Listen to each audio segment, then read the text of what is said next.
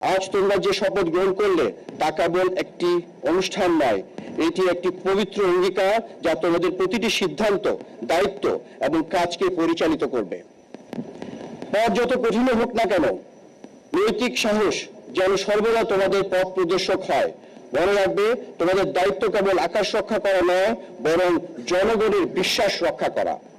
এই ইউনিফর্ম তোমাদের কাছে কেবল পোশাক নয়, এটি একটি শপথ। তোমাদের চালচলনে সেই দৃঢ়তা, সংযম এবং মর্যাদা থাকতে হবে যা বিমান বাহিনীর একজন ভবিষ্যৎ নেতার কাছে সকলের কাম্য। আজ থেকে তোমরা বাংলাদেশ বিমান বাহিনীর গৌরবময় পরিবারের সদস্য হলে। এখানে পারস্পরিক শ্রদ্ধা, আনুগত্য এবং পেশাদারিত্বই মূল শক্তি। সহকর্মীদের সম্মান করবে এবং জ্যেষ্ঠদের প্রতি শ্রদ্ধাশীল থাকবে। সর্বদা ব্যক্তি স্বার্থের ঊর্ধ্বে বিমান বাহিনীর স্বার্থকে স্থান দেবে।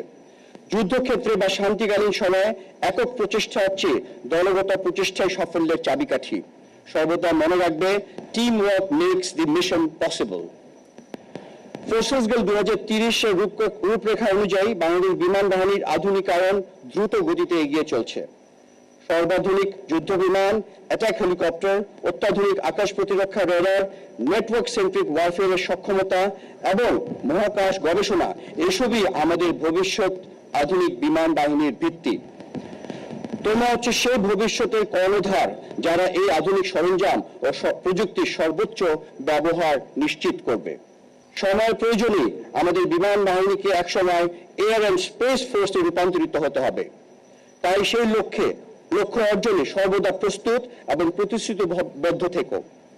ভবিষ্যৎ যুদ্ধক্ষেত্রে প্রস্তুতির পাশাপাশি জাতীয় যে কোনো দুর্যোগ, ত্রাণ কার্যক্রম, উদ্ধার অভিযান কিংবা দেশের যে কোনো প্রয়োজনে তোমাদের সর্বদা জনগণের পাশে দাঁড়াতে হবে।